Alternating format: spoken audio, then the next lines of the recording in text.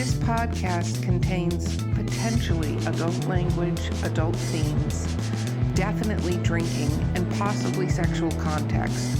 Listener discretion is advised.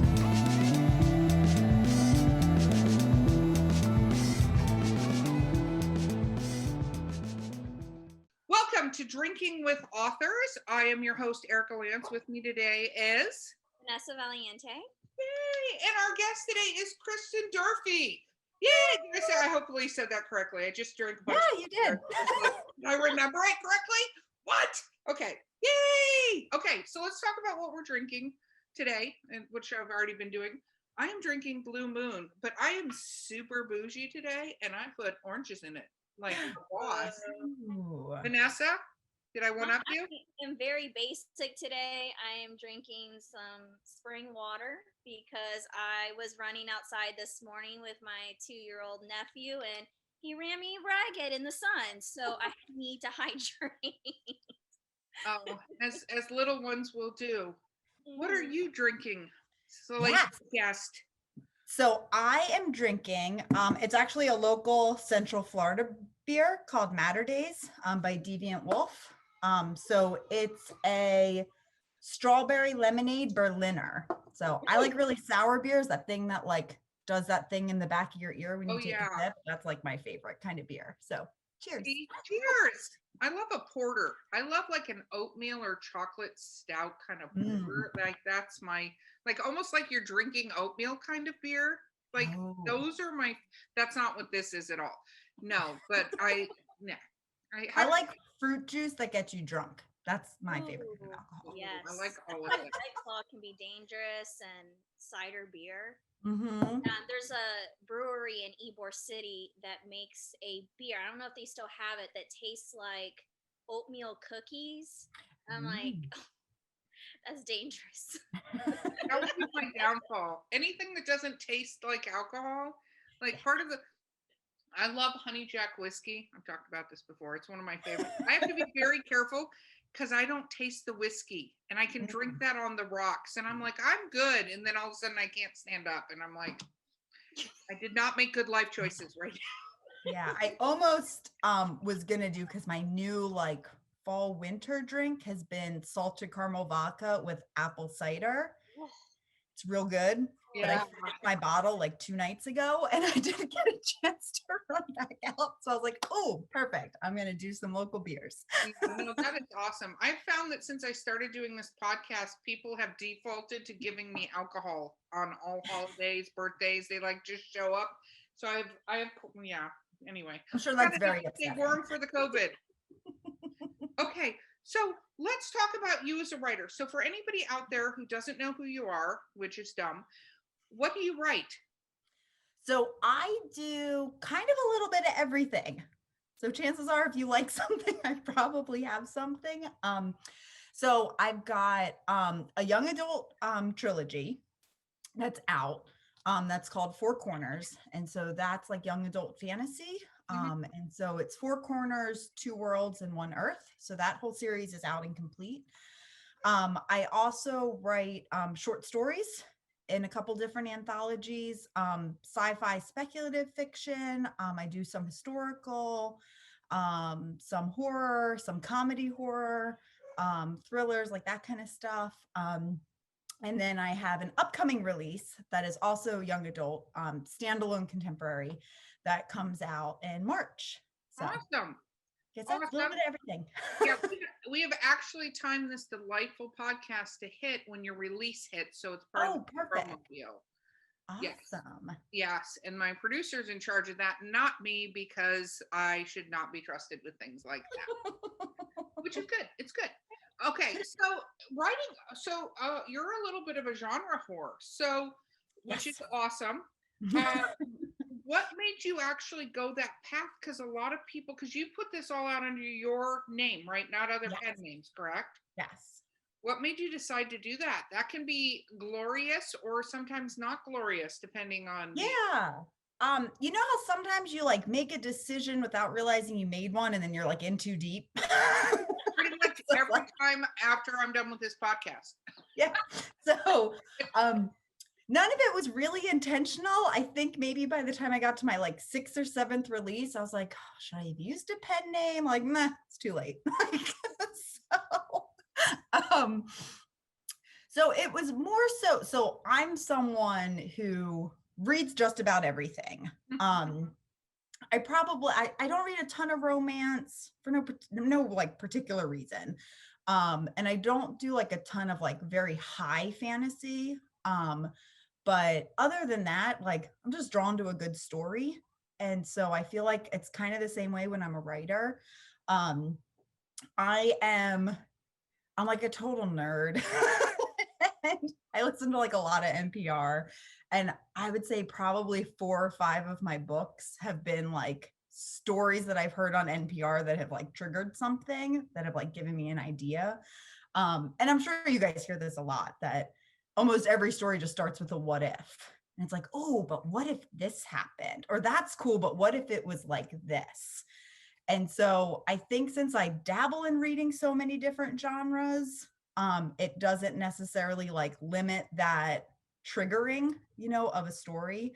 I will also say that, I mean, while I do kind of horror and like more like adult fiction, if I were to like get into like erotica or something like that, like I would use, a different pen name. Oh no, that would be highly recommended from yeah. But even though like not put young adult and erotica under the same name. You will not like either side of that. No. So even though like the F word is my favorite word in the English language and stuff, I don't really write I don't write a ton of profanity in my stuff. There's like a lot of people die, but other than that, I wouldn't be like horrified if somebody who read my young adult wanted to read one of my adult stories, so I haven't really felt the need to have to separate one from the other. And I think you're right. It's actually interesting. We have a young adult writer in our publication company, and she texted me last night and literally was like, is there a line on the gore factor in a young adult story? And I replied, yeah, you can't have anything having to do with a sexual organ happening. I don't care if they're just beating it up, but like nothing. And I jokingly said, I'm like, there are no boobs, no vag, no penis. That's it. Like none of that can be touched. And she's like, well, so somebody could rip the face off. And I'm like, yeah, they could totally rip the face off in a young adult book. You can totally have that, because young adult horror is very, very close to regular horror, minus the sex. Like the sex is what's pulled out to do the line. And it doesn't matter almost anything else. I mean, I say this as a publisher, not every publisher agrees, but a lot of horror is right there. It's just you take and it's kind of the same thing with young adult, is like you can have romances in young adult, you can have sex things in young adult, as long as the door closes and you just describe that something happened or they talk about it, but you don't, touch no body parts to touch, no touching. Yeah. Where there's some adult fiction that almost toes the line with some erotica, where it has like, it's kind of a porno, like in a chapter and stuff, where, I'll read things and I'm like, oh my, like, where in young adult, you're right. Like, and even in mine, I tell people that on the scale of Harry Potter to Hunger Games, mine's like much more Harry Potter. Like not everybody makes it to the end. There's a lot of death. There's maybe 1 or 2 curses, but it's like ass and shit. It's nothing like too like crazy. But all of the like implied intimacy, like a door shuts figuratively and literally, sometimes. And part of that for me, and part of it is because I know my mother is going to read this stuff. I just can't. My mother reads all of my books, and I write horror under one name and erotica under another name, and he reads all of my books. Those are fun coffee table conversations when he comes to visit about the last book he read, and I'm like, I would die. I remember he was talking about my first erotica book, and he was like asking me questions, and I was like, finally I got to a point, and I don't get embarrassed, so I wasn't like embarrassed, but I'm like, Dad, do you realize how awkward this probably is? And he goes, Yeah, but I kind of wanted to know what you were thinking because this was written like this, and then the humor, and like, where did you get these ideas? I'm like, there's the line. There's the line. You don't want to know where those ideas came from. It was like, okay, cool. And then it's funny because he reads all the books that the publication company does, everything from our young adult to horror, and then he wants all the erotica stuff. And he's like, I'm like, I will send it to you if you write reviews. That's how this works. And he writes some of the funniest reviews. And I'm like, please at no point mention that you're my father. Just please don't. Even if it's not my book. This is the most wholesome story ever, and I love it. Well, I think that, to go into a whole realm of social things, I think we as a society need to be willing, we don't have to be comfortable because not every topic is comfortable. Like, so to enforce comfortability on a topic isn't good, but I think we need to just support, regardless of what it is, for the most part, no hate or violence against, like, but we need to support each other. So if that's the route somebody wants to go and they want to write about it and that's their thing, like, go team. Yeah. And that's where I'm kind of, and some of my, to this day, like favorite books are books that I read when I was in junior high and high school, and it's like that feeling of where like you're kind of lost, you feel like the world is moving along with you, and especially when it's like tied up into like sex and romance and all of that kind of stuff. If that's not something you're experiencing, that's also alienating. So like that's kind of interesting when it feels like everyone else is doing it but you. Like, that's its also own like feeling, so I definitely wanted, at least in the series that I wrote, I purposely, this isn't really like a spoiler alert, but like in the first book, like I purposely didn't want the two main characters to be love interests. Like they had agendas. And like they also admitted when they didn't know what they were doing and needed help from people who were older than them, and all this kind of stuff that I wanted to also like de-shame some of that, this like feeling that like you have to do it on your own. And just because someone's an adult doesn't mean they can't help you, because there were adults that helped me tremendously when I was a kid, so, and I didn't read a lot of that when I was younger. It was a lot of this like, I picked up the torch myself and did it, which is fantastic. I love reading those books, but that also wasn't my experience. Yeah, no, and I think that's great that you did that, and even that you said that, because I think, one of my biggest, we're opening, I love how we go left on this show. It's like my favorite thing in the world.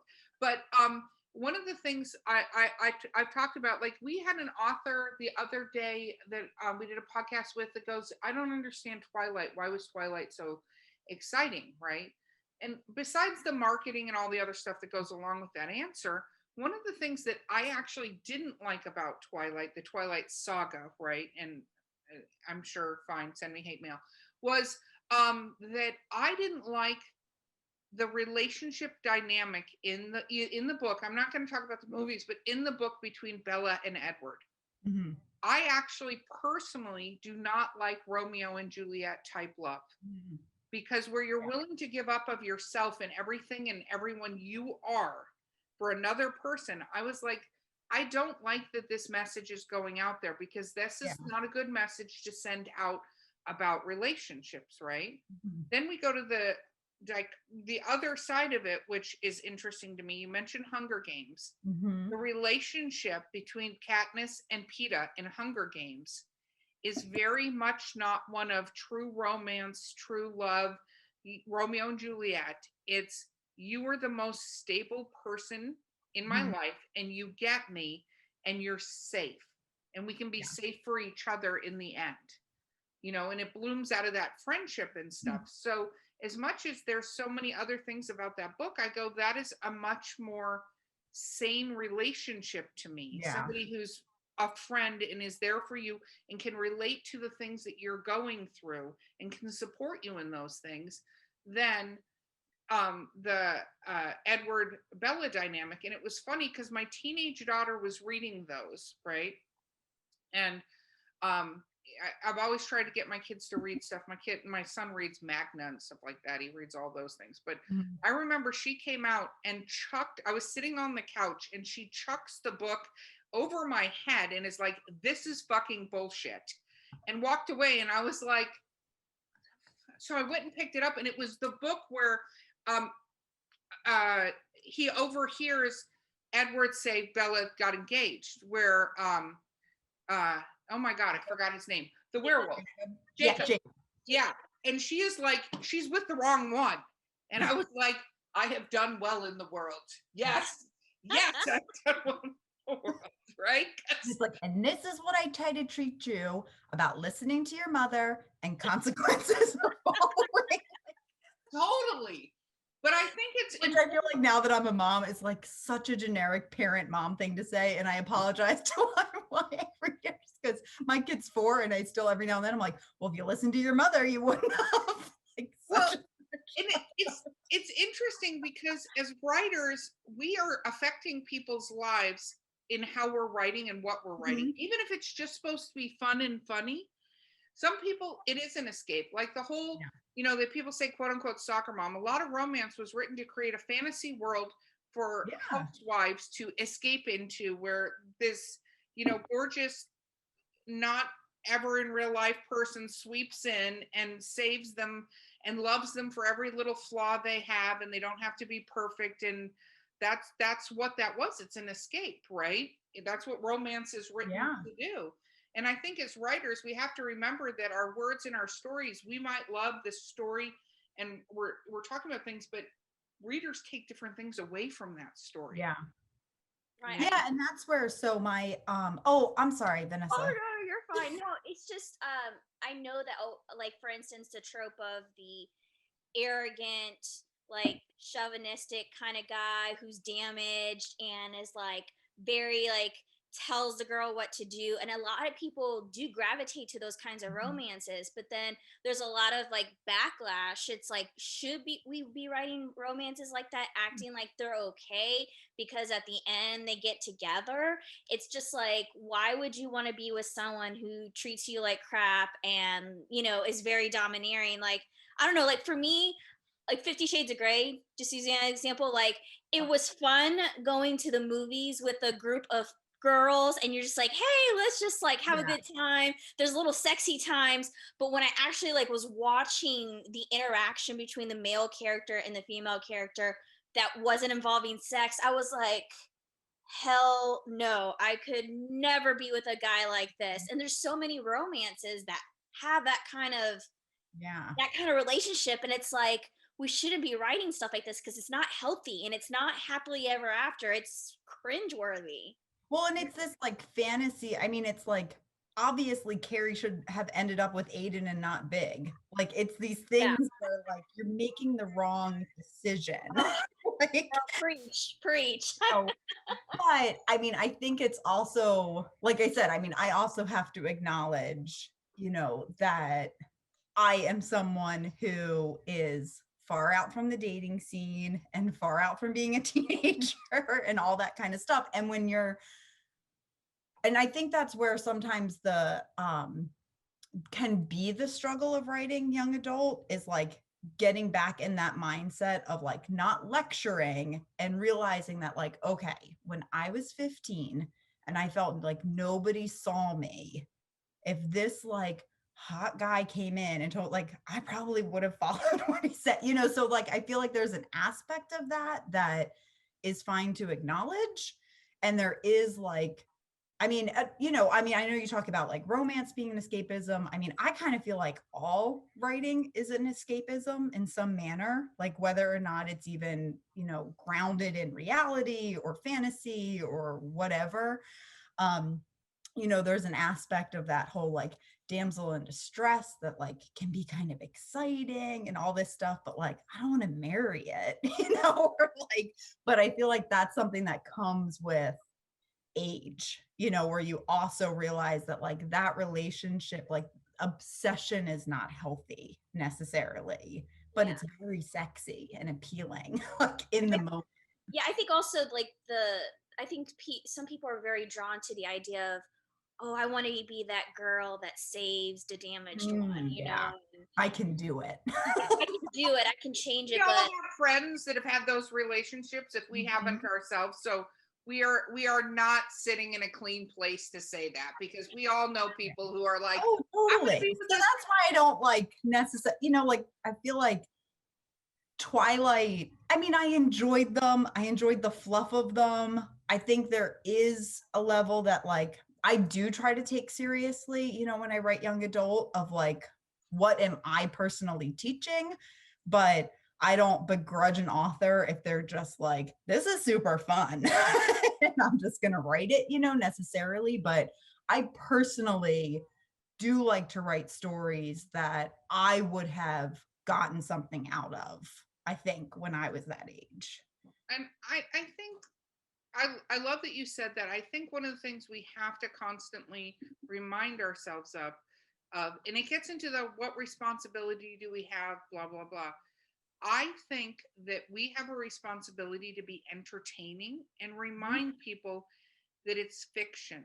And one thing that I don't like is when authors talk about their fiction as if there is a reality component to it, and not, it's fiction. It's a story, and you can love this story, but there are parts. It's kind of like when you write the books, you don't remember every single scene and every single thing a person said. Sometimes you just throw a character in there to bridge some weird thing, like you need a toll keeper at a bridge, and there's a reason they can't get across the river or whatever, right?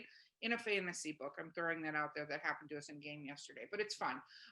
But you do stuff, and readers can find something in that work that is amazing to them or triggering to them, but it's entertainment. It's like creating a movie or creating anything like that. But I think that we have to be willing to go, yeah, it's a very entertaining story, but I'm not, as an author, going to talk like this is real world advice and write for everybody. This is this character and how this character is. I'm not going to advertise to emulate this character, because I'm not saying this character is the right person to emulate, Yeah. So, Well, and I think some of the exploration, because shameless plug time. plug away. We're down for that. My upcoming release. Okay. So this book that I had worked a really long time for, that is coming out in March. It has a lot of religious undertones in it. So it's a girl who, she's 16 and or 15, and she starts seeing visions of God. And her family is very religious, and it turns out that she has a frontal lobe brain tumor. Oh. And so she is not sure if these visions are real or if they're being caused by the tumor or not. And it's something that, as I was shopping this book around and things like that, a lot of the feedback I was getting was, yeah, it's kind of religious and that. And I'm like, but what, like, for me personally, like, what teenager is not confronting what they believe in, no matter what that is? It's and depending on how religious your parents were, like, do you follow in their beliefs? Do you have your own? Do you not believe, which is also its own journey? So I felt like it was still this kind of universal reflection. And so why, I'm certainly not telling people, like, if you have a frontal lobe brain tumor, do not take your parents to court to become medically emancipated so you can keep it, to keep having visions of God, which is what happens in this book. Like, that is not what I would recommend.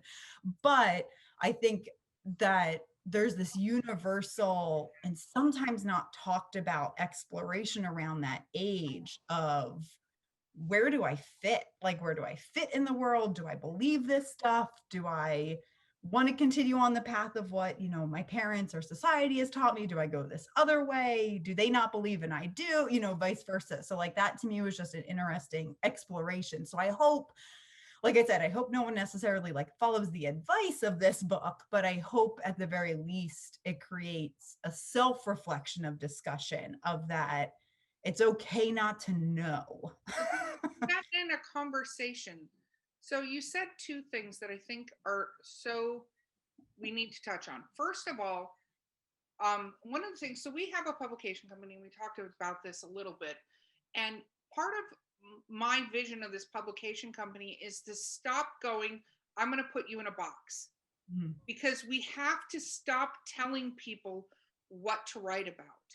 What we can tell people is you need to work on your grammar, you need to work on your tenses, you need to work on your pacing, because your story is not fucking moving along like the way it needs to.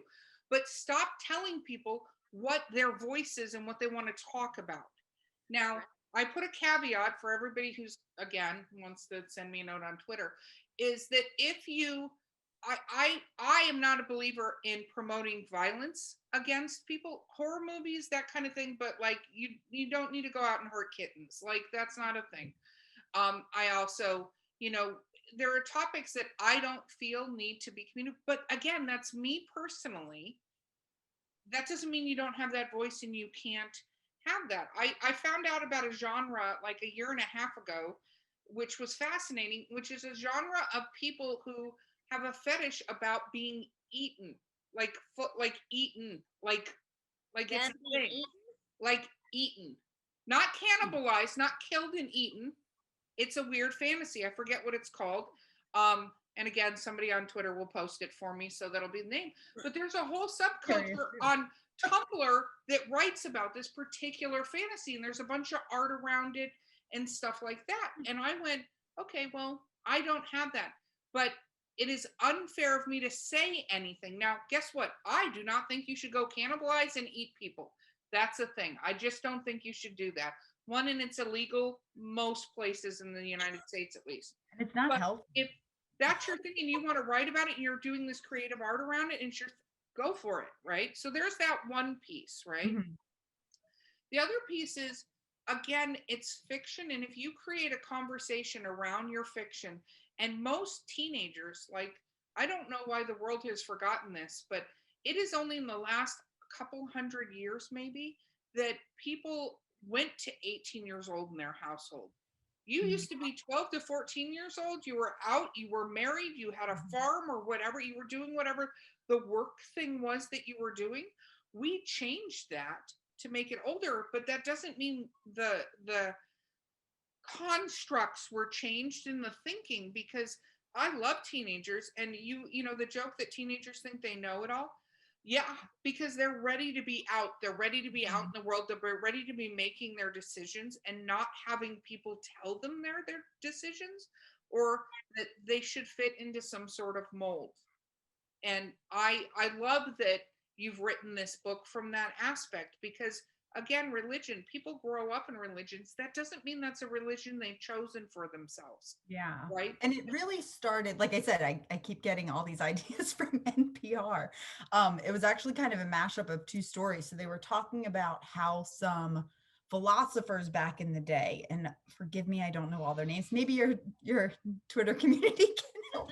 Twitter community, please. We need to know the names and tell us how we're not educated enough to know that there were some like philosophers who had these frontal lobe brain tumors, and they were also interviewing people who had these. And so they tend to be very slow growing. They tend to be more in adults.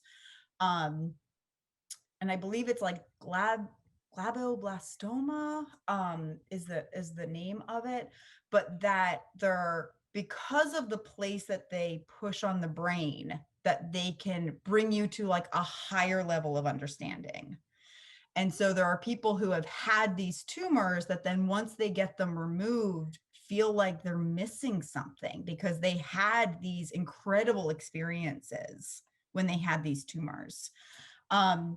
And then it was kind of quickly followed up with a story of which, I feel like happens every now and then, of parents who declined medical treatment for their children based on religious reasons. And so I was, again, with every kind of story starting with a what if, and I was like, gosh, what if it were interesting if it was the kid who wanted to decline the medical treatment, where their parents are very religious. They think they're having this religious experience, and there is this confrontation in the book where Stevie, who is the girl's name, confronts her parents, and she's like, why can you believe prophets from 2,000 years ago, but not your own kids standing in front of you? Like, why can't this be real? Like, how come once, Jesus came and all this stuff happening, nobody else could have had this experience since then. It all had to happen in the past, and we can't believe anything new. Like, how can't, maybe this is real, and why aren't you letting me explore this? So it was I kind of also wanted. I want to read this book. We're gonna take I'm so glad. Copy when it's released. This is amazing. And I feel like there is that stuff, that you have, where of course you think everything when you're a teenager, and there's stuff where like your brain isn't fully developed and you are just so much more emotionally driven and all this kind of stuff. But I mean, there are instances where like I feel like probably everybody that has had that experience when they're a teenager and they realize that their parents are wrong and they just don't know everything. And like, while I might not know everything, like I know that I'm right in this, and that was something that I like really wanted to explore with this character, where she kind of butts heads with her parents that have set her up to believe something. And then now that she's experiencing it, don't trust her anymore, for it. I think that's brilliant, but it's true. And it gives, regardless if it's that topic of a brain tumor, religion and stuff, it does give pause for thought, because, one of the things I did as a parent, and I have 2 adult children now, but I always would go, when they bring me something or situation, I'd always go, okay, well, what do you want to do about it? Mm-hmm. And listen to their explanation about what they wanted to do about the situation. And it's kind of like the kid that climbs up on the roof when he's 5, ties a sheet to him and jumps off. And you go, oh my God, why would he do that? Because we know the dynamics and the body and the velocity and the ground and fly, because he thought he could fly. And you might go, well, that's dumb. No, it's not dumb. That's how far they got at 5 years old to think this thing out. Was he literally went out of his way to get the cape. Like, if you really think of these things, you go, he figured out how to get on the roof. Yes. He got his cape. Like, he actually did a lot of analytics, but he hasn't been taught gravity. And, unless Douglas Adams is correct, where you fall and you miss the ground, we have a gravity situation. We have science that maybe stops us from flying, right? But a 5-year-old doesn't know the science of stopping us from flying. So every time I see a parent get mad at their kid, especially when they're smaller and they do something and they're like, I don't understand why they did it. I'm like, because you're not 5. You're not 3. You're not thinking like they want to jump and they want to feel the wind against their skin and they think they're a superhero. They're seeing them on TV. Obviously, some people can fly, and probably all you need is a cape or little Iron Man gloves. I don't know. That's the logic that they have. And I think people forget that about kids. So it's important to remind kids that they can, or children, young adults, they can see things and they can see them their way and question their way. Because as much as parents, we'd like to be right all the time, I don't think we're right. I think we're experienced. That's what I'm going to say. We're experienced, That's awesome. You know what I realized, though? It is time for our first break. So we're going to take a break and we will be right back with Drinking with Authors. Sample locally sourced, quality distilled spirits in the beautiful Columbia River Gorge. At Skunk Brothers Distillery, we're family-owned, brewing small batch grain-to-bottle spirits, just like our grandfather did back in the Prohibition era. From handcrafted bourbons and moonshine to flavored blends and cordials infused with local fruit. Join us for a tasting tour and buy Skunk Brothers Spirits straight from the source. It's all in the family at Skunk Brothers Spirits, located in Stevenson, Washington. And we're back. We're back. Yes. Okay, we were being very philosophical. Let's talk about when you started writing, though. Oh gosh. So not to like bore you all with like sob backstories, but so I was a kid who did not know how to read.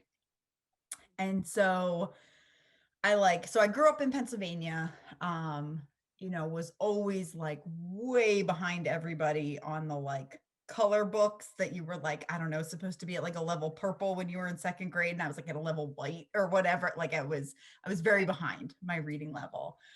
And so luckily it got like caught by 3rd grade that I was basically pretending that I could read. Whoa. Well done for getting to 3rd grade pretending you could read. Yeah. The whole skill set in and of itself, I think. Yeah. It did not like do well for me. So, the fake it till you make it did not quite know that would come back to haunt you later, but I appreciate the enthusiasm. So Yes. So, yeah, so it got, like I said, it got like caught around third grade. And so I was in a special class. And so Miss Slavin, who I chalk up my entire probably life, if you want to like pinpoint a teacher, who like changed the trajectory of your life, it was absolutely her. And so I got put into a special class, and like kind of tangent, it's kind of funny because my mom had told me years and years later that when I got put into this class, evidently all the parents like knew what this class was. And like no one wanted their kids in it because it meant that like you were struggling. It was like only the kids that were behind. And so she had said that, some of the parents had said something to her, and she's like, she doesn't know how to read. Like, I literally don't care. Like, she needs to know this. high five to your mom for not caring about social pressure. Totally. Like, did not give a shit. And so it's so funny because when she had said that to me, and I was like, really? I was like, all the parents were that upset about it. I was like, because it was the only class, because my elementary school had gotten kind of big at that point. And so it was in a mobile classroom, and it was the only class that had air conditioning. All of the other classrooms had like an oscillating fan like at the front. Wow. So everyone was jealous of who got to be in Miss Slavin's class because they had air conditioning. So I guess it just, I don't know, maybe this is a parental story to tell also, that like it just goes to show that the hangups you might have as a parent are the polar opposite of the experience of the kids going through it. I had no idea that I was in a class for kids that were struggling. I just knew I got AC in the summer in Philadelphia, and that was amazing. I was gonna say, and you're lucky. There you go. Right. And so I think at that point, then the second that I knew how to read, I was like, thank God. And so I was like, absolutely one of those kids in the summer who my, mom was like, get out of the house and go play outside and put the book down. And I'm like, okay, I'll go sit outside and read. Like that was and you're like, cool, grab the book, walk outside. Oh, totally. Okay, like beyond made up for lost time. And so the second that I knew how to read, I started writing. That I was like, I like just had this need to, and I don't know if it's because I was kind of like deprived of stories for the first 8 years of my life or whatever, that then it like kind of lit this fire. And so I would, oh gosh, and my parents were like just cleaning out their attic like a week ago. And they're like, we found all these stories you wrote. I was like, put them in the fire and like get. we have anthologies. We need those stories. Get them. I know. No, my dad was like, once you're big, I'm going to sell them on eBay. I'm like, burn them. I am going to find your so embarrassing. I want to be one of the first purchasers of said stories. I'm super excited about this now. So wait, I have a question. So which book do you think, so after you've learned how to read to your age level, what do you remember a specific series or book that just like really honed in that love for reading? So I will say it's two, and they've kind of merged. This is also like a total side story that's kind of bizarro. So around this time, I was also, I ride horses still to this day, and I was in a very bad horseback riding accident. And so had like a concussion, really bad amnesia. I don't remember a lot of things. So there's some stuff that it's possible that there was some time separating the events, but in my head, they've happened very close together. So while I don't think I went straight from picture books to like huge chapter books, in my head, they happened at the same time. I love it. I'm pretty sure there was a gap between the two, but I'll just talk it up to, my memory. But so I will say, so Bill Peet, I don't know if you've ever read Bill Peet books. So the Wing Ding Dilly, I will recommend this to like every single person I can come across. It's a story about a dog who thinks he's not good enough for his owner. and so leaves and finds a witch. And so she turns him into every animal that his boy loves. So he's got like giraffe legs and a zebra head and a camel hump and like all these weird things. And so then he ends up getting like becomes a freak. People are scared of him. They capture him and put him in a zoo or like a circus. And then he finally escapes, gets spoiler alert, like 30 years later, escapes. Spoiler alert for all the young adults. I know. It's Your like a real parents kid. shouldn't It's be like letting you do that. but escapes, finds the witch again, and begs her to turn him back into a dog, and does. And he like finds his boy, and he's like, "Oh, I've missed you so much." It's like, you know, it's just story of you're good enough how you are, and that just so affected me as a kid. And I was like, how do I do this?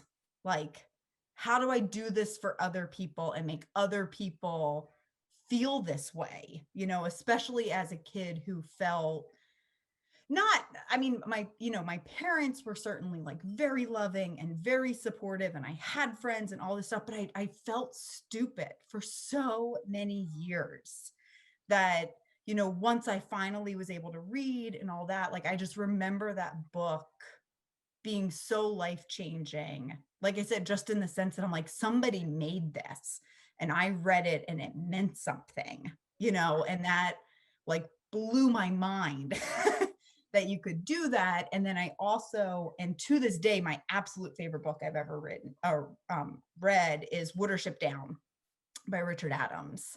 Rabbit. I It's see the rabbit. How is this It's from like the 70s. This is such a social commentary book. Yes. I'm so surprised you said that. Spoiler alert, we don't get to ask you that question in the next episode, but wow. Because sorry. you know, no, who are you apologizing for? It's your podcast. I don't Sorry for jumping the gun. It's fine. But Watership Down, I did read as a child. And then obviously the movie is one of the most heartbreaking movies. It's like, And like really bloody for kids. Yeah. It's very bloody. And the other story that I watched and then read was Where the Red Fern Grows, which literally is way worse than Old Yeller, just for the record. Dan and Little Ann, I mean, come on. Yeah. And Vanessa, have you ever seen Where the Red Fern Grows, Vanessa? I haven't read any of these books. I only know them. Well, Where the Red Fern Grows, I've heard the name, never read it. I've seen the trailer for Watership, or it just made it has rabbits, again. And that Sam Smith did a song for that movie that I'm obsessed with. But no, I think the only things I remember watching was Bridge to Terabithia, which that made me cry. I can't watch that. And I want to say, God, there was probably another one. I can't think of it. So you will sob at Where the Red Fern Grows, like ugly, gasping, crying. Yeah. So Where the Red Fern Grows is about a young boy who saves his money. He's a poor farmer kind of thing, and saves his money and gets 2 bloodhounds at the same time. And there's a whole incident with a cougar. Needless to say, they die, right? But one of them dies from saving him, and one of them dies of loneliness and a broken heart from losing the other one. And when he buries them, a red fern grows between them. So that's where the red fern grows. Literally gave me goosebumps just telling you that little explanation. And this is for children? Yes. God. And then Watership Down, though, is heavily, like Where the Red Fern Grows is a sad story, very much like Old Yeller. But Watership Down is very much a social commentary. But you don't know that as a child. And it is one of the best stories to give you a glimpse on something that when you see stuff in the future, you look back to how that story went. And it is about slavery a little bit. It's about things like that, underprivileged people, like Watership Down is, but it is it's definitely, I would say, probably what we would call truly a modern day fairy tale. If we were talking about fairy tales the way they used to be, which were social commentary. The Grimm ones, the Grimm fairy tales? Well, it wasn't just the Grimm fairy tales. A lot of fairy tales in the olden times were trying to explain social situations and social stature Yeah, well, like Wizard of Oz was about wasn't it about the Great Depression? Yeah, yeah, because I know, like, because in the book, Dorothy's slippers were silver, and like they were supposed to represent the money at that time period or something. So yeah, and then I know, well, even though this is not really a kids book, Animal Farm, for instance, in high school, uh, just yeah, I mean that one was one. I can't even. Isn't Lord of the Flies also a commentary? I haven't read that one. Lord of the Flies is very much a commentary on what happens when you get a mob mentality happening, is what happens in Lord of the Flies, is what happens when a social situation degrades into the point of where it, it is. And it's interesting you bring that up, because I think all of us, and I'm going to ask you this question, so you're going to be prepared. I'm giving you time because I'm going to pontificate for a moment, but I look back on a lot of the books that I had as a reading list, and I'm not going to lie, I'm 47 years old, so I had a different reading list than today. Like, I don't even know if they have a reading list today in high school, because my daughter was able to read 50 Shades of Grey and do a book report on it, which didn't make any sense to me, but whatever. Legitimately in high school was able to do that. But I look at it, and a lot of the books that were on the reading list that I had little social commentary points, like, Lord of the Flies was on that, To Kill a Mockingbird was on that, like stories that had an impact. And some of them, I hated the fucking books, they were terrible, but some of them, like, you've heard me talk about it, Vanessa, To Kill a Mockingbird, I think is fucking some of the most brilliant fiction that was written, right?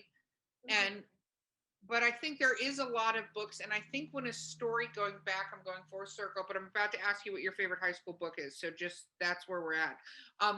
Is going back, I think it's important if you can tell a story and tell it so well that you put something in it, kind of like the story that's coming out in March, where you put something in it that makes people think, even if it's not right then, but when they get to being confronted with that in life and seeing it, and they go back to the choices. Like Charlotte's Web, for instance, there are some choices made in Charlotte's Web on the conversations between the pig and the spider that don't seem like a lot, but they're actually very important about choices in life. And you don't realize that you've been kind of shown some ways to look at things differently. Yeah, and that's where, and I'll just jump in real quick and then you can ask me. Yeah, go. It's your podcast. Jump in.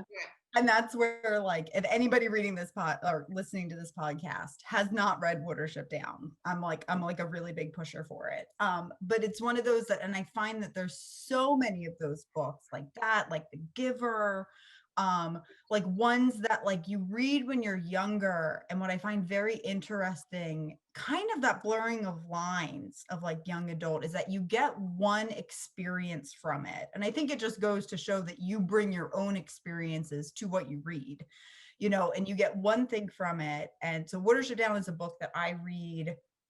I probably reread it once every other year, and I get something new every time. And actually in my first series that I wrote, the Four Corners one of my main characters, Levi, I had the rabbit Hazel in my mind when I was writing his character. And so his story arc follows it like just enough that if you've read both, you can probably pick some things out. But I find that really interesting of those layers, sometimes of those books that, like I said, that you get, and for me as a kid, like it was about bunnies and I really liked rabbits. I had one, like it was like very surfacey, and they travel and they have battles and it was exciting. And, I didn't understand the social commentary of it because I was too young. But now, and I was like a super goody I still am. I was like a super goody two-shoe as a kid. And like the one bad thing I ever did was literally legit the copy of Watership Down I stole from my high school library.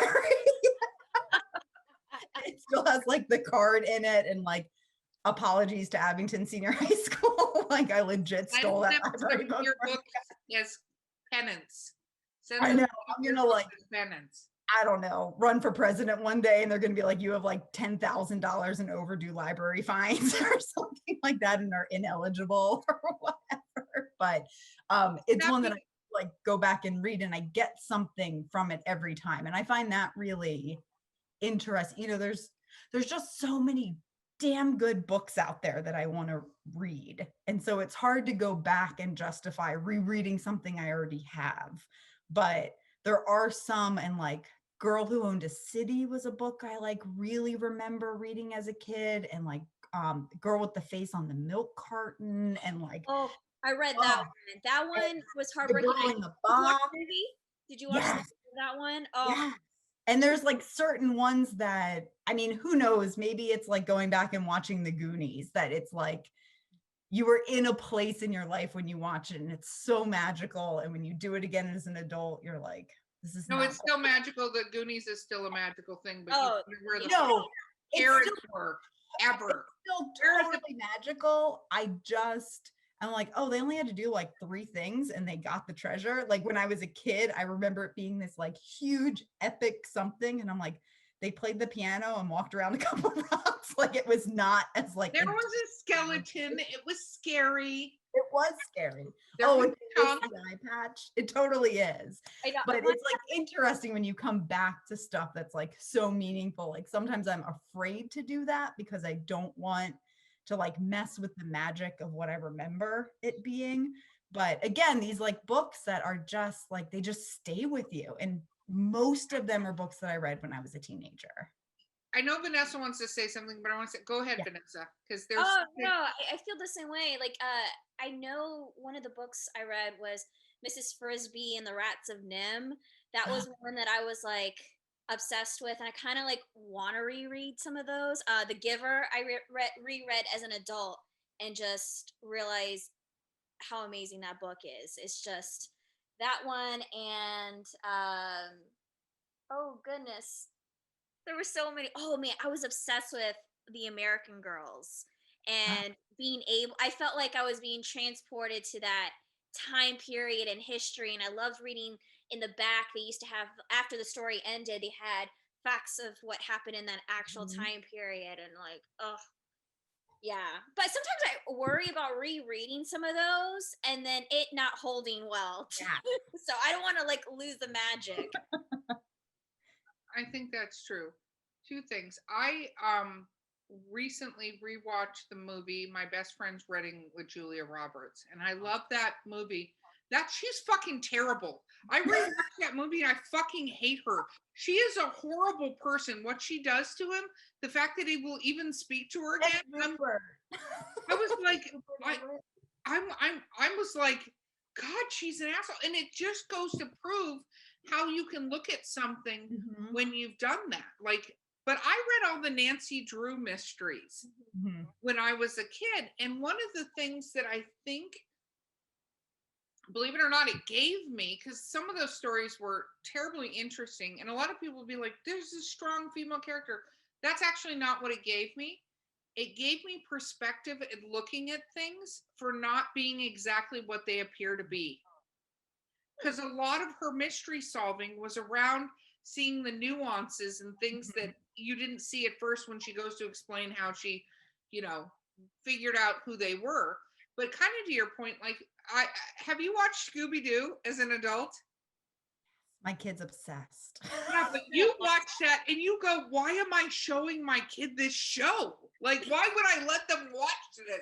There's so much sexual innuendo and so much drug innuendo in that show. You go, why would I let my kid watch this show?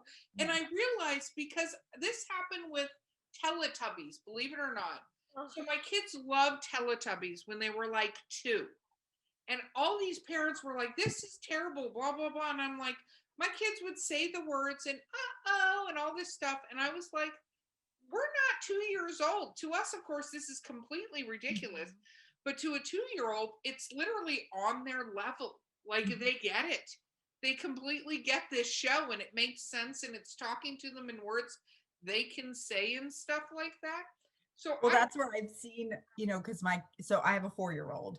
and he's like into these, like, I'm sure you all have heard these videos of like kids opening toys. Yes, something Ryan's Playtime or something. Yes.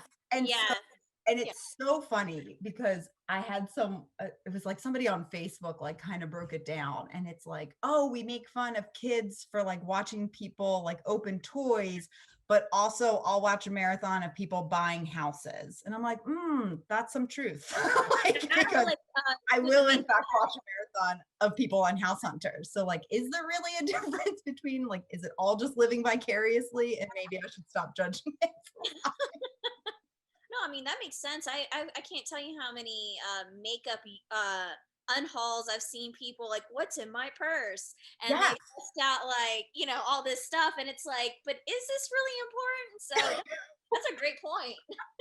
Don't get me started. I will go down a YouTube hole, and I don't have TikTok for this reason, although I managed to get TikTok videos through other apps, is watching drag performers put on their makeup. Because literally I am in awe of every single one of them.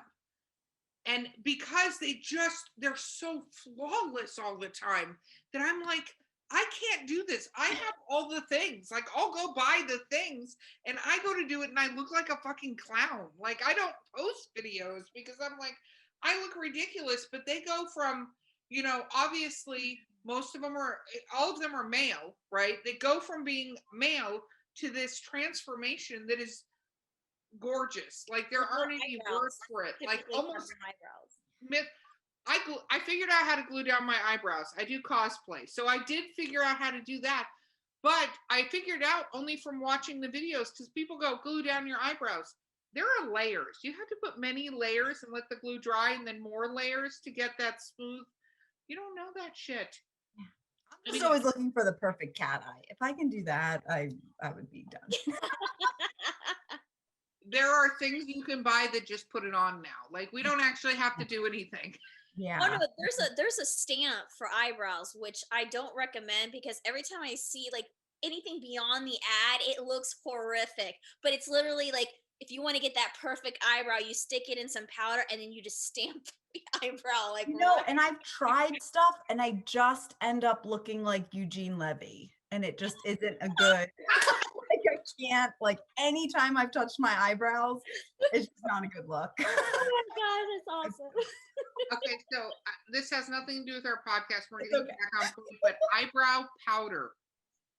Yes. No, that's what I tried. I'm telling you. No, but there's an exact diagonal brush you use, and then the powder. And Jessica Alba one time said the only thing that she ever makes sure of is in place is eyebrow powder and mascara. She won't leave without eyebrow powder and mascara. She doesn't care about the rest of it.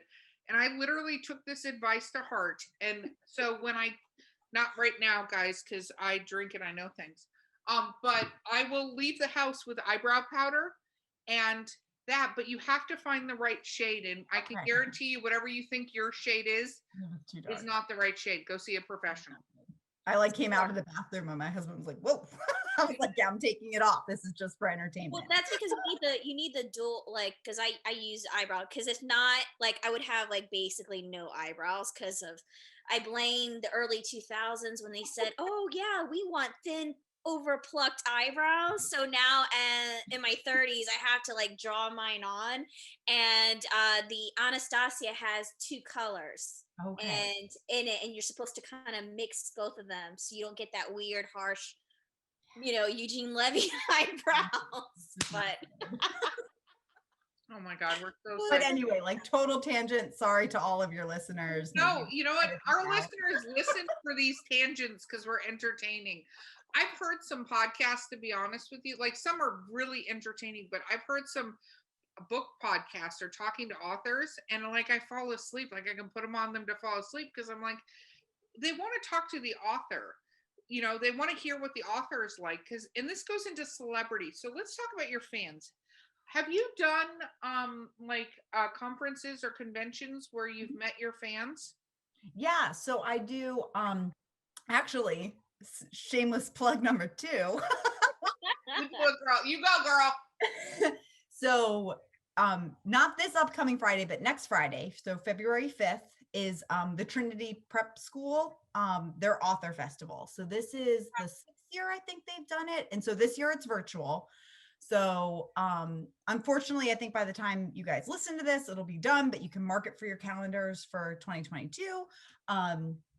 But so I've done it for all 6 years. So it's Trinity Prep School that's in Central Florida.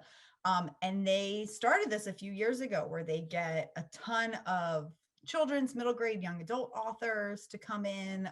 They've gotten some big names now for it. And so like the kids all get to come, we do panels, they ask us questions. It's like this total like awesome rock star experience because like I'm not a rock star. Like, so it's like really awesome, to like talk to these kids. And again, it's something where like when I was that age, I would have loved the shit out of this. Like I would have been like there all day, for it. And so I've done that. I've done a couple of Florida Writers Association. I did, there was a 1-year conference. It was of a speculative fiction Southeast that was in Orlando. I've done talks too. Again, this is kind of a tangent, but just in my like personal everyday life. I just recently left that, but I'm also a certified firearms examiner. So yeah, random. So I used to work for the state. And so I like microscopically looked at like bullets and cartridge cases that were at crime scenes and tried to like identify them to suspect guns. I'm going to be calling you. I'm writing a serial killer book. I have questions, but I'll call you separate outside of this. Yeah, please do. Like I said, this is like, again, apologies for like, now this has turned like a true crime thing. Like, I'll breeze through that.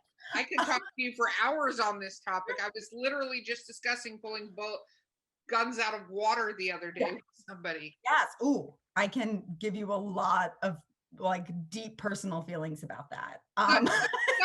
Separate tangent. But anyway, we'll do that on the next commercial break. Yeah. And now I'm actually working. I'm a federal contractor now, kind of working on more of the investigative end. So I started that in January, but still in gun crime. So I've done a lot of talks of firearms for writers. So how to properly use firearms, different ammunition, like that kind of stuff of like correct verbiage and all of that. So I kind of toe the line a little bit. So when I go to some of these conferences, I wear like 2 hats. So sometimes I'm there as an author and sometimes I'm there like as a forensic scientist. So it just kind of depends on what they're looking for. I've done a couple of like library visits and that kind of stuff. And especially now with COVID, it's super easy to do all these, remotely. Virtually. And yeah. So I've done quite a few. I think one of the most amazing things, and I want to say this because you mentioned it, you are a rock star to whoever read your book and you had that impact on them. Yeah. And we as authors are some of the most humble celebrities I've ever met, meaning like they're like, people read my stuff and they like it. And, we're sitting in a booth and when somebody comes up and fangirls on us, we're like, what the fuck just happened? But we forget that we have that impact. I always think it's interesting when fans do come up and want to talk to you about your book. Mm-hmm. How many experiences have you had like that where they're coming to you and they're like, oh my God, I love this, and you're like, so it's usually been at that Trinity Prep because so I released my first book in 2015. The second one in 2017 and the third one in 2018 or 2019. I forget the exact dates. But I had started doing that when my first book was out. So it was really interesting, like getting some of the kids who were like freshmen who like read the first book and then the second book came out and then read the third. So I'm someone that just from my work, I've had to testify in court almost 70 times. I have to do lots and lots of public speaking. So as I'm sure you've probably gotten a hint on, I'm a little bit extroverted. No, you seem very, very shy. I'm just like a total wallflower. So that public speaking aspect, like that, I'm good with. But it's interesting where I've had people, and you kind of mentioned this before about how like, you'll write something and like almost forget you wrote it. And so I'll have sometimes where someone will come and tell me about something and like, I'm like struggling to remember what they're talking about because I don't always remember the odds and ends of everything. And it's funny that there's also, so in my second book, there was actually the first one, there was there were two characters that didn't make it to the end. And I was under the impression that everybody would care about this particular character and everybody cared about this one. So all of like the texts I got from people I know and people that have come up to me were like, how could you have done that? And I was like, well, I like kind of needed that person to die so that there was a torch for the second book to move the story. And like their story arc had kind of completed. Like they just, like, if it makes you feel any better, like I also cried. Like, I don't really know what to tell you. I don't know what to say. So they're dead. But I'm really you sorry. Like book 2. I know, but like I felt really bad about it, but it's funny. I was at a conference a few years ago and Orson Scott Card was there. Oh my God. And my reread book. And so he had mentioned that he's now on some of his series, he doesn't remember everything. So he was like, I just go to the internet and go to a message board. And I'm like, does this person's mom have a name? And like wait for people to respond. He was like, because I can't keep track of everybody. So I was like, well, that makes me feel a little bit better. Hey, George R. R. Martin, he has assistants that keep track. And I think they even beta read his stuff to make sure everything there's continuity, throughout his series. I know there's other authors that do that because there's because George R. R. Martin is a pantser, and I love him for this. I can't even imagine. Amazing. I'm a pantser, and when I found out George R. R. Martin is a pantser, so Vanessa is one of the editors that has dealt with my work, can tell you I am 1,000% a certified pantser. Like I do not write shit down. And it's just the way, if I try to write it down for me, and this, everybody needs to find their thing. I get stuck in the trying to follow this narrative that I'm like, nope, it's going this way. It's fine. I'm still going to get the same place, but we're going left instead of right. And when I found out he was a pantser, I literally, my awe level of this human like went up 10,000% because I'm like, how do you keep track of all this shit? Because I figured he had some huge board with note cards and string attached to it, kind of linking like the blue string is this lineage. And he's like, nah, make it up as I go along. And I'm like, I mean, I even have, so like for my series, and I'll show you because I have some of my notebooks next to me because I handwrite a lot of stuff. I also make sure like in red pen next to a character, write that they're dead because I accidentally like brought someone back to life in like the third book. And one of my beta readers was like, aren't they dead? I'm like, you are correct. I will make this somebody else. You are absolutely correct. This is the ghost of that person. And it's Did I not say ghost? Because I will go write ghost. Yeah. I'm like, oh, it was like kind of a typo. That's not really who I meant, but yes, they are dead. I actually create as I write a draft, I create a Bible alongside my draft. So every time I create a new character, I add them to this list because I've accidentally almost called multiple characters the same name or a name that was very similar to another.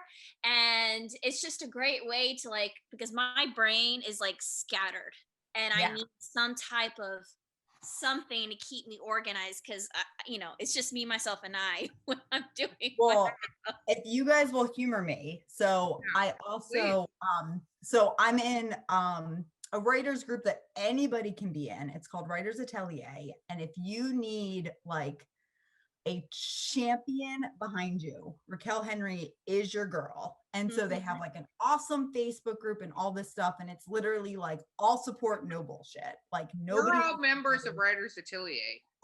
I mean, anybody who is listening here that thinks that they want to be a writer, join this group. Like it's awesome. But so I have a reputation for being a fast typer. And also, True Yes. story. And also being a completely psycho plotter. And Yeah. I own. Listen, let me just say to all the listeners out there, if you've ever been on a writing retreat with Kristin, more than likely you felt inadequate with yourself, like I did, because she did. I just want to say out there, we did. This is before pandemic, so this is the year before the pandemic, and we did was it 4 days, 4-day writing retreat, It was only and was it 3? Because, oh yeah, because did you leave? Okay, she left a day early, but I just want to tell you the craziness that she did, because the goal is to write 50,000 words in the month of November. And you can correct me if I'm wrong. Did you write all 50,000 words in 3 days, or was it halfway? I wrote 25,000. Okay, so she did half a month's work in 3 days. Yeah. And I only managed to get what, like 5,000? I'm leaving this podcast. Yeah. What the fuck? Like, seriously. So I will say, so this is a combination of the fact that I can type 80 words a minute.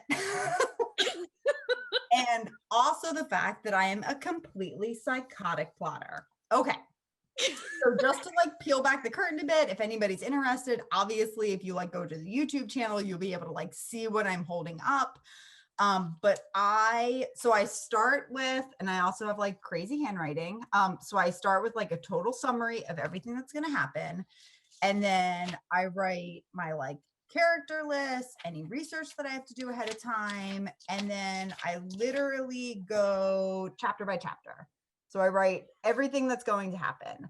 And then I check it off as I go. So for me, I can write really fast because I already know, like, I already know in this chapter, like, this is everything that's happening for it. I can just expand it out.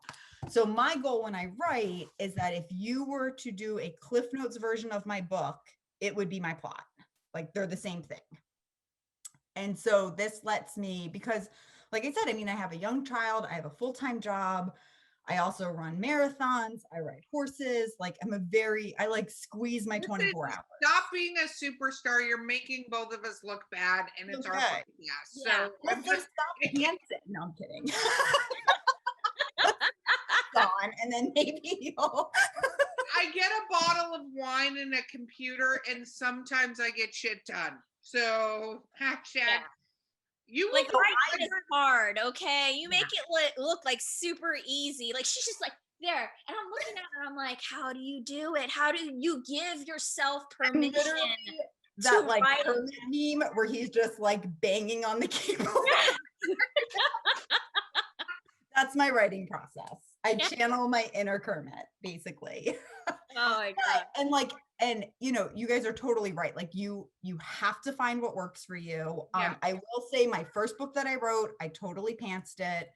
It was a mistake because then I realized it was going to be a series. I couldn't remember anything that happened. So I had to go back and actually write my whole plot, write all my character lists. So I think it also depends on like what you're writing.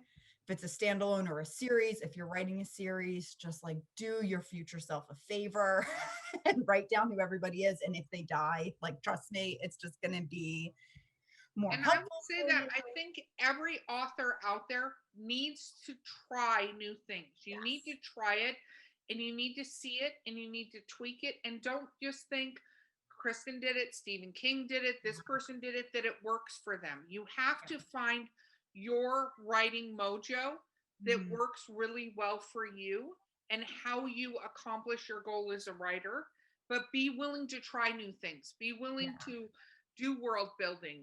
Be willing to do journaling. I will say this one thing that I think is very, very important is if you're not willing to, if you're writing a series of any kind and you're not willing to at least go back and reread what you just wrote, to do it, you're doing your readers a disservice. So whether it's a world building book like Vanessa does, whether it's taking really, really accurate notes and kind of plotting and going through that whole thing, remember that, because your readers are relying on you to continue whatever magic you had in whatever book they're in, whether it's 1, 3, 4, 417, they're relying on you to do that. And if you don't actually put as much care into it as you should, it's kind of shitty to them. Well, and they'll know. I mean, I remember reading books. There was a series. So, like, I'm super into horses. So, there was a series called Thoroughbred that was like big in like the 90s. And I remember there was like something in one of the first books. And by like book 15, something had happened to one of those characters. And I was like, in the first book, she said that had never happened before. And it was like a flashback. And I like went back and like got my first book because I'm also kind of a dick and I had to like prove this author wrong that I knew that she was lying. And so I like read the passage in the first book and I was like, here, right here, she specifically says she had never done this thing before. And then now in this flashback book, she had done it. So it's that stuff. And that's kind of even where like, you know, why I give these talks on the firearms and stuff is because most, like some of your readers aren't going to know, but the ones who do, you're going to pull them out of the story and then you're going to lose them. And it's not when you can simply make sure you don't do that, you know, by research, by writing something, whatever. Max Gladstone said something on our podcast the other day. It'll come out by the time this one does. But he literally said he learned that lesson. Like anybody who's a gun expert, if you're not a gun expert, don't write about guns. But he said if you're going to use the word modified, because if you say the word modified, what the gun experts will do is go try to figure out how to modify the firearm to do whatever it was that you just had it do. The other advice was we were talking to, I forget who we were talking to, so don't kill me when I say this, but he mentioned that he puts a gun in every fucking room in his books. Like there's a gun in a drawer. So that if he needs a gun, there's a gun already in the drawer, in every drawer in his entire like there's so many guns in his books because that way if he needs a gun, there's a gun in the drawer. But it's modified so that if you're trying to take something that should be a revolver, but it's somehow semi-automatic, it is a modified revolver. And then we figure out how the crap sticks, we modified it. Well, that actually happened, something similar where as simple as my character was going to buy a horse, right? And I am not a 4-H animal person. I never grew up on a farm. I've ridden a horse before. And so I'm going in here writing this scene, very simple, didn't like go into detail. And Miss Valerie Willis, that we all three know and love, and she goes, that would never happen. You would look at, she would literally be like, they would be looking for this feature, this feature, this feature.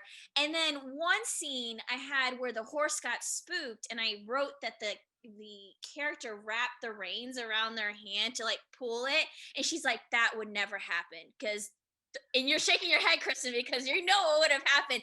The horse would drag that person like off if, you know, if it went off and just charged away. So it's good to know every little thing. You should not assume that does not require, you know, it doesn't require research, because more than likely it does. And at this day and age, I mean, I feel like, so I'm not going to name the book, but there is this very, very popular book out right now that I read, and they get so ungodly much of forensic science wrong to the point that like I made sure that I just Googled the most simple like search criteria. Like they bring up DNA in a year that DNA didn't even exist. Like DNA testing wasn't even a thing. They brought up like fiber comparisons when that's not even how it's done. So it was stuff that like, I was like, what year did DNA exist? You know, and it's like the first thing that pops up is the right answer. And I'm like, okay. So then, because then at that point, now I didn't trust her for anything, you know, and then she like set a date that this like trial had started. And so I Googled the date and it's like a Thursday. And I'm like, who starts a trial on a Thursday? You start jury selection on a Monday. Like it was stuff that then I didn't trust anything that this person said, you know, even though there were things that I had no experience on. I'm now just assuming that you're making all this up, you know, yet speaking with a level of authority. So that's kind of where, you know, and I always, like I said, so I always do at the beginning of all of my stuff, like I try to do a timeline.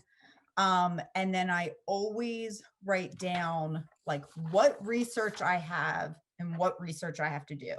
So like this book that I have coming out. So I like research like what are different names of frontal lobe brain tumors? Like what percentage of kids get it? What percentage of these? What are the treatment centers? Like where would this person have to go if they live in Orlando? Like all of this stuff that unless you're doing straight up fantasy, but even some of that has to be rooted in believability, you know, that there is this level of responsibility that, like I said, probably 80% of your readers not going to know a particular street name or a particular something. But if you're going to use a city, chances are somebody who's reading your book lives there. Well, not only that, we're in an age of the internet where they will fucking call you out. It's not like you get a letter in the mail where somebody's yelling at you about something. Mm-hmm. They will call you out in a public forum for not taking the time.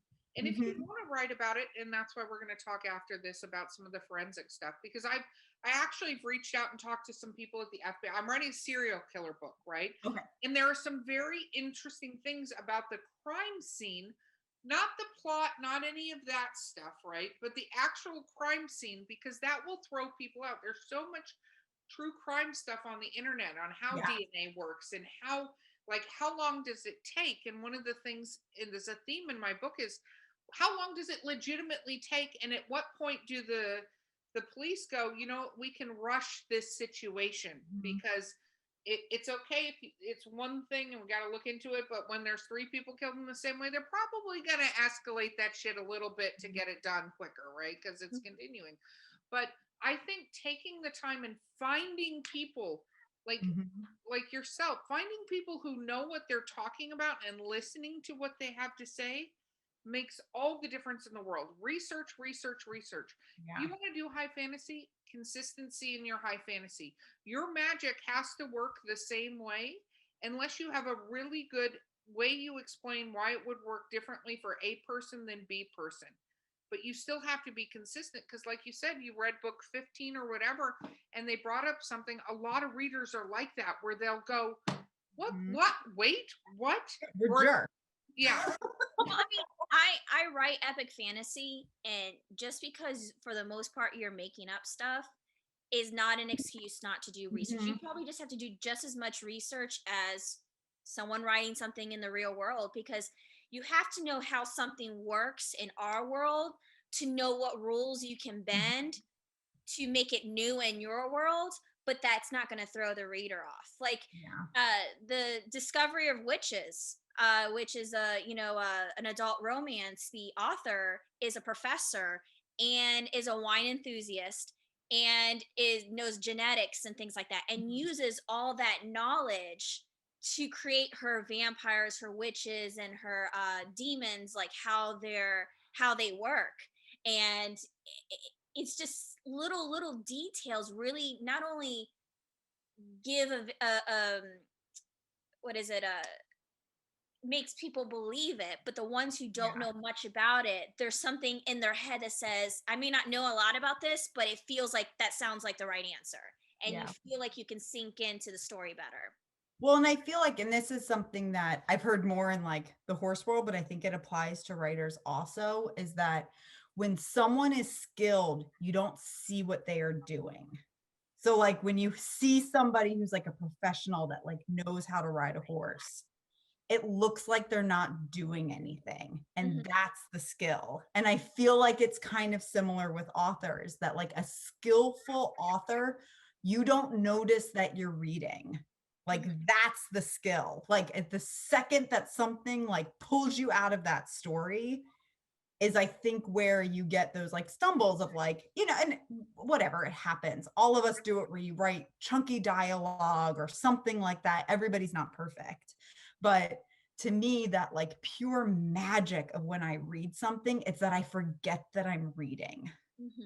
And like, that's what I strive for. Like, I want someone to forget that this is a book they're reading. and also, like, don't be afraid to like do a first draft without research. You just need to for me, because sometimes I'm just too hell-bent to go deep diving into a story, or B, I don't know what research I'm going to need when I start it. So I go through my draft and then I'll make comment bubbles and I'll put like research PTSD. and I had a character who suffers PTSD, and I looked up and I did research on like symptoms, how someone could potentially overcome certain things, and then I go back to the scene and be like, okay, they need to experience fast heart beating or like whatever the symptoms are, and weave it into the story after, because then you don't want to get stuck in like a research rabbit hole where you're like, you research and then you never write, or or just you don't ever write anything because you're not sure what you need to research.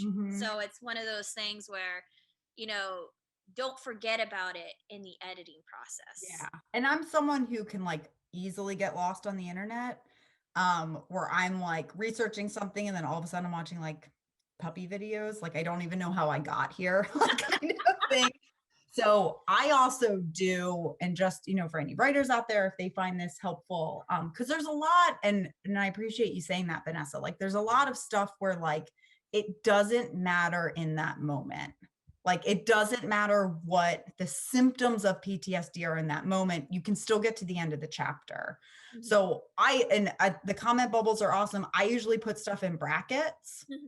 So I'll put like a bracket that says like, find out how long it takes to get from point A to point B. Like it doesn't matter in that moment. And I know if just like how I don't want to pull a reader out of my story, I don't want to pull myself out of it and go Google that. I'll do it too. Like I said, since I have all my plots and I know what I'm going to do, I'm not as, it's not as necessary for me to finish chapter 24 before I write chapter 25, because I already know what's going to happen.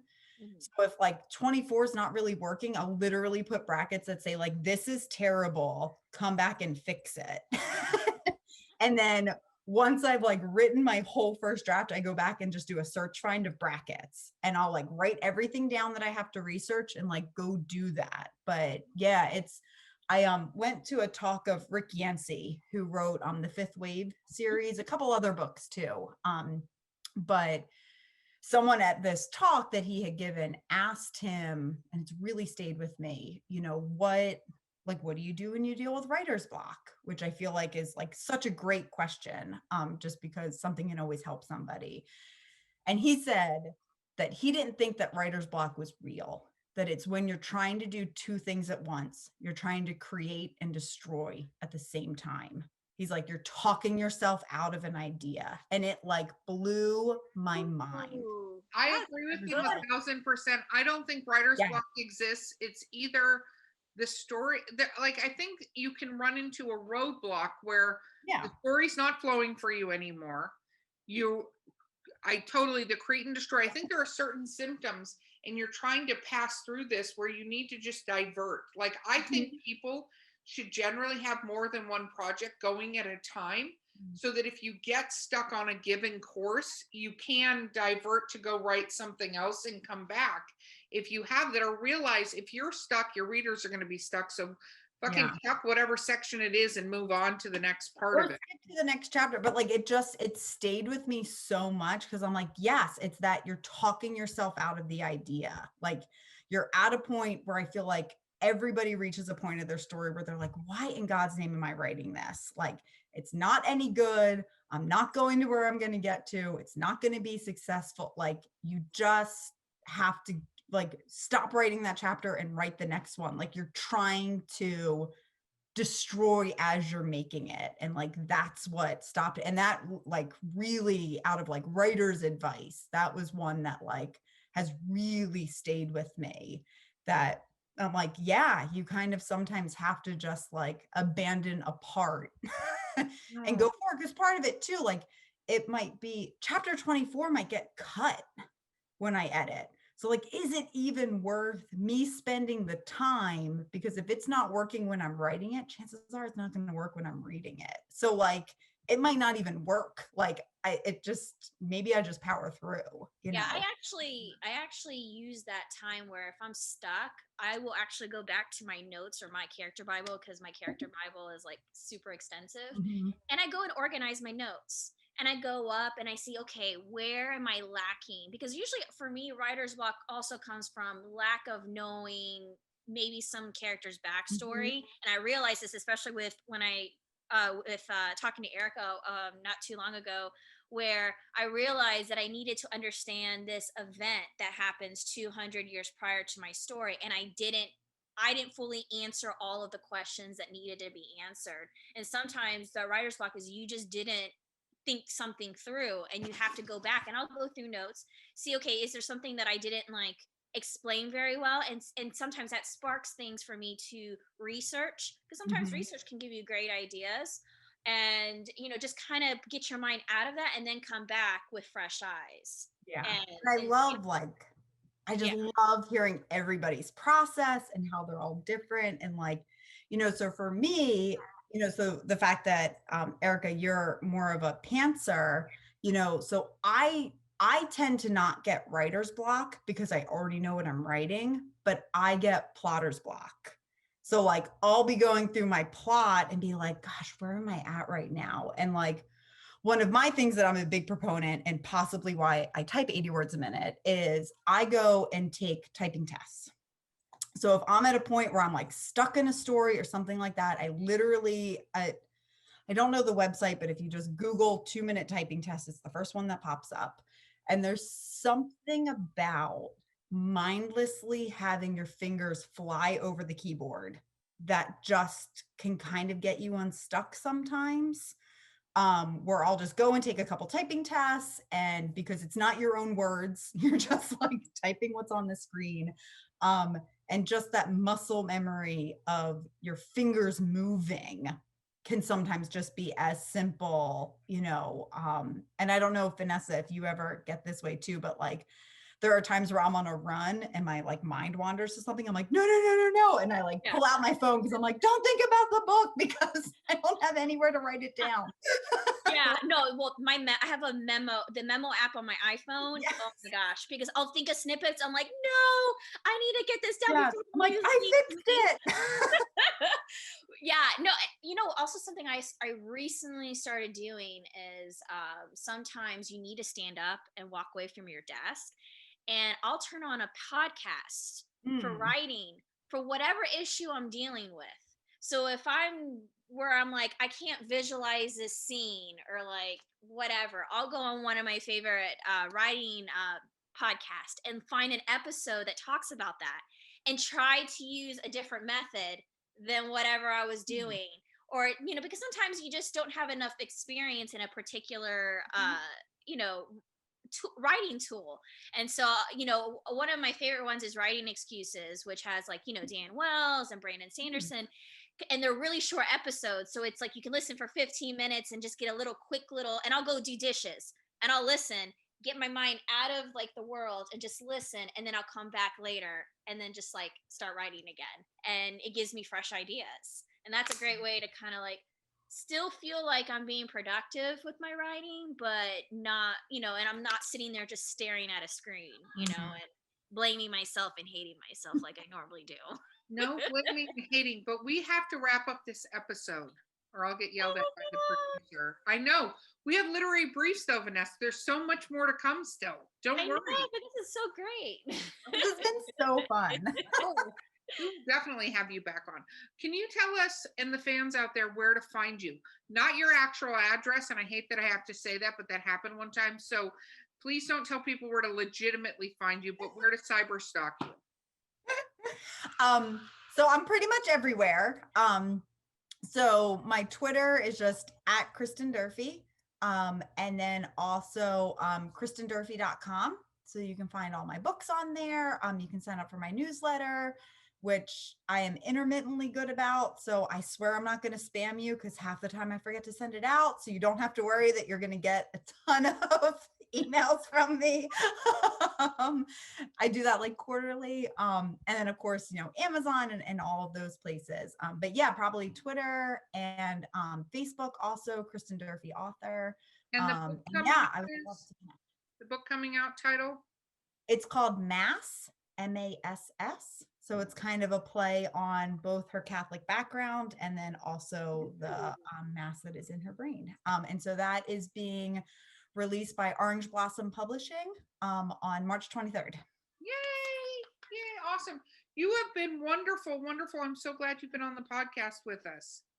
Thank you guys so much for having me. This was an absolute joy. I've had way too many drinks and now I have to try to go parent. So we'll see how that goes. Well, that's okay. We still have literary briefs where you have to answer rapid fire questions. And yes, we timed it that way so that you're Oh. drunk by the time you do it. So Close. this has been Drinking with Authors. I've been Erica Lance. And I'm Vanessa Valiente. And we'll see you next time.